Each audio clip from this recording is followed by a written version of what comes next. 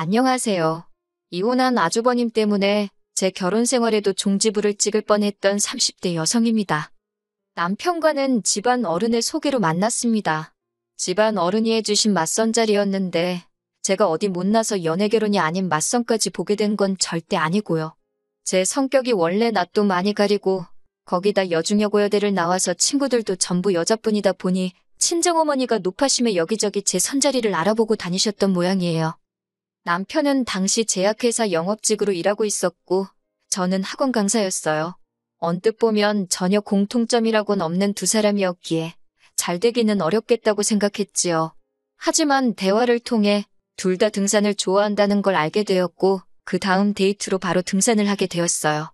이후로 저희는 두세 번 더 만남을 가졌고 이내 연인 사이로 발전했네요.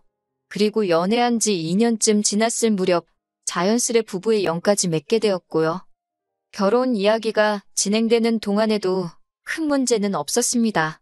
경제적인 부분만 놓고 보아도 서로 비슷한 수준이었고 양가 부모님 교육 수준도 같았기 때문에 솔직히 크게 마음에 걸리는 것들은 없었지요. 남편이 모아둔 6천에 시댁에서 보태준 5천까지 총 1억 천에 저는 저대로 제가 모은 돈 4천에 친정에서 5천 그리고 제가 타던 거의 새 차나 다름없는 중형차를 가져왔습니다. 연봉은 제가 더 높았으니 도토리 키재기지만 그래도 굳이 따지자면 제가 조금 더 해간 거나 마찬가지예요. 그럼에도 불구하고 저희 둘이 사는 신혼집을 시댁 근처에 얻게 되었는데 그건 위치 때문이었어요. 친정은 지방에 있었기에 저는 서울에서 자취를 하며 직장 생활을 하고 있었고 남편은 본가에서 출퇴근을 하고 있었거든요. 그런데 남편 본가에서 제가 일하는 학원까지도 거리가 그렇게 멀지가 않았어요. 동네 자체가 주변보다 싸기도 했고 그래서 어쩔 수 없이 시댁 근처 빌라에 전세로 들어가게 되었네요. 말이 나와서 말인데 그러자 처음엔 어머님 아버님이 한 동네에서 뭐하러 두 집 살림을 하느냐고 따로 집을 구하지 말고 당신들 집에 들어와 살라고 하셨습니다. 하지만 학가는 안 된다고 친정 부모님도 반대하셨고 저도 원치 않았기에 그건 정중히 거절했지요. 결혼하고 처음 한 1년은 그럭저럭 나쁘지 않았습니다. 대부분의 여자들이 결혼한 첫 해에 겪는 일들 있잖아요. 어머님 아버님 생신상 차리기라던가 명절이라던가 김장 같은 집안 안팎 행사들의 얼굴을 비추며 소위 며느리 도리하느라 바쁘게 흘러갔는데 크게 불만 같은 건 없었어요. 속된 말처럼 들리지만 저 혼자 독박을 쓴 게 아니라 아주버님의 부인 그러니까 형님도 대부분의 일을 같이 했거든요. 그러니까 정확히 표현하자면 두 며느리가 같이 독박이 아닌 상박을 썼다고 할까요? 그래도 저는 둘째 며느리고 형님은 첫째 며느리라서 욕은 형님이 더 많이 먹었습니다. 어머님은 아들 둘 잘 키워서 며느리가 둘이나 있다고 동네 사람들한테 꽤나 자랑하고 다니시는 눈치였지만 제 귀에는 영 곱게 들리지 않대요. 말이 나와서 말이지만 형님 생각만 하면 마음이 착잡해요. 제가 숫기도 없고 쑥스러움도 많이 타기는 하지만 그렇다고 성질머리도 없는 건 아니거든요. 저는 좋으면 좋다, 싫으면 싫다 소리는 잘해요. 그런데 형님은 말수도 없고 좋다 싫다 표현도 잘 안 해요. 어머님이 이거 해라 하면 네 하고 저거 해라 하면 네 하고 아파도 아프다 소리를 못하는 것 같더라고요. 그런데 그런 형님을 보고 있으면 같은 여자라서 그런 건지 아니면 같은 황씨 집안 며느리라 그런 건지 답답하고 짜증나는 게 아니라 안쓰럽고 그렇더라고요. 그래서 형님이랑 같이 있을 때면 제가 괜히 너스레를 떨고 살갑게 대하려고 노력했습니다. 그랬더니 형님도 언젠가부턴 저한테만큼은 마음의 문을 연 건지 이런저런 이야기를 하더라고요. 그러다 그날도 제사랍시고 모여서 형님과 저만 죽어라 전을 부쳐대고 있었어요. 어머님은 아들 둘 끼고 하오 TV 보고 계시고 아버님은 몸이 안 좋다며 안방에 누워 계셨지요. 제가 먼저 형님한테 남편 이야기를 시작했어요.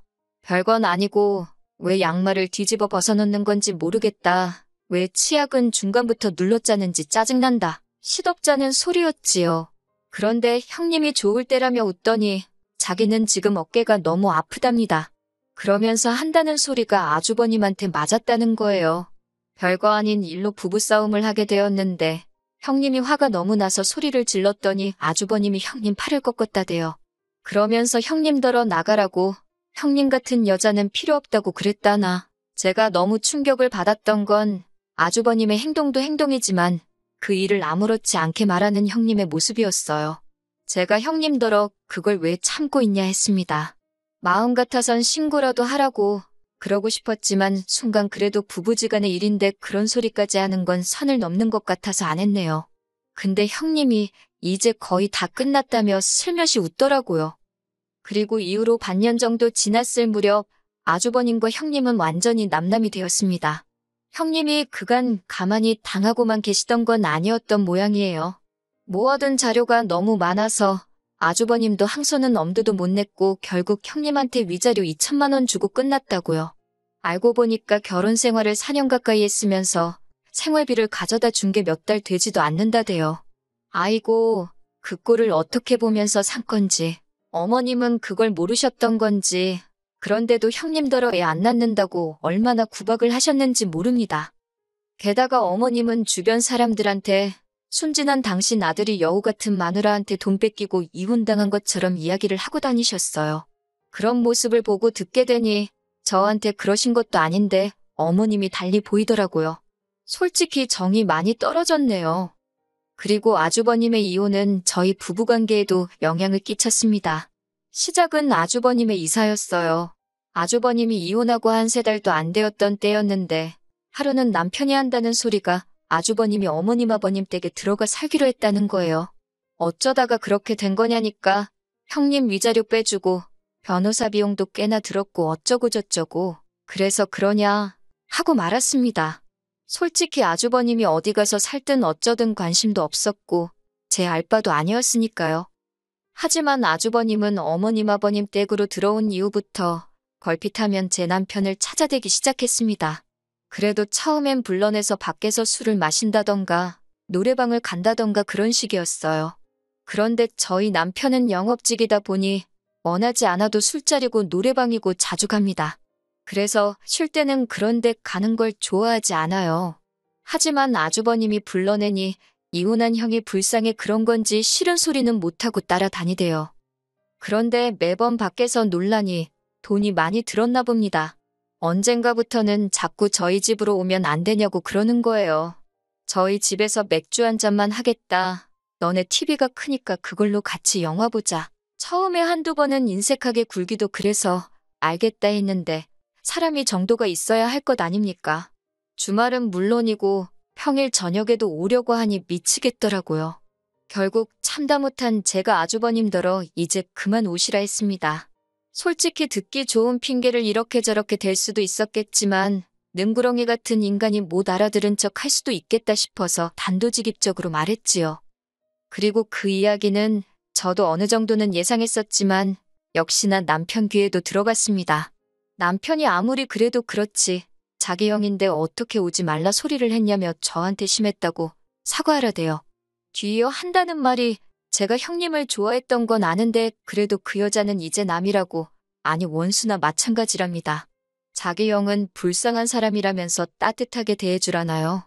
어이가 없어서 남편더러 내가 형님 편들자는 건 아니지만 아주버님이 형님 때린 건 아냐.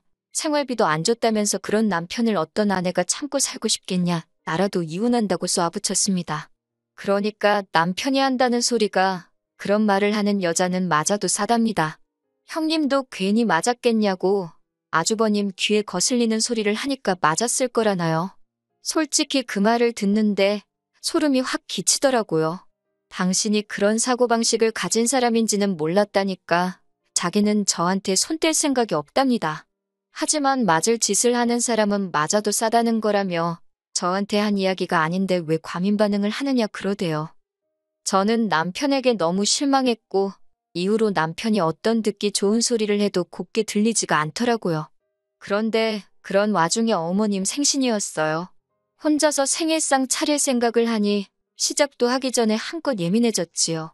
남편더러 그냥 나가서 먹자니까 아버님 몸도 안 좋으시고 그냥 집에서 먹으면 안 되겠냐 해요. 그래서 제가 그럼 나는 미역국만 끓이겠다. 나머지는 어머님 아버님 댁에 가서 배달시키자 했습니다. 남편은 마음에 안 든다는 식이었지만 그럼 당신이 하라니까 삐죽거리며 나와있던 주댕이가 쏙 들어가대요. 그렇게 생신 당일날 시댁에 도착했습니다. 끓여간 미역국을 데우려고 가스레인지에 올렸고 남편이 음식을 시켰어요. 아버님은 소화를 잘 못 시키셔서 남편에게 말은 안 했지만 제가 따로 전복죽을 끓여갔거든요. 그래서 드실 만큼 퍼놓고 조금씩 소분하고 그러고 있었지요. 남편이 전복죽을 보더니 뭔가 느낀 바가 있었는지 자기가 도와줄 일은 없냐며 옆에서 설레발을 치대요.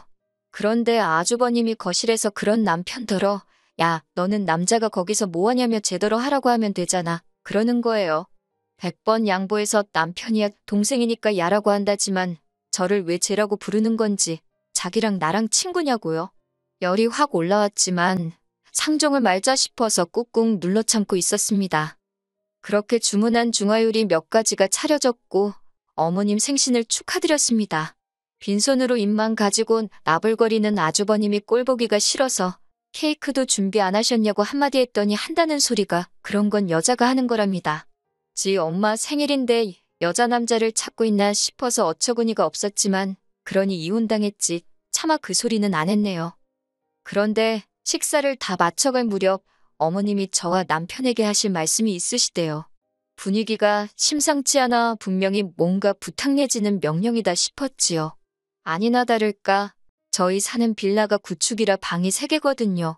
그중 한 방을 아주버님한테 내주랍니다. 욕은 내 아버님이 거의 누워만 계셔야 할 정도로 거동이 어려워지셨는데 그 와중에 아주버님까지 챙기려니 어머님이 너무 힘드시다며 아주버님은 저희가 당분간 데리고 있으래요.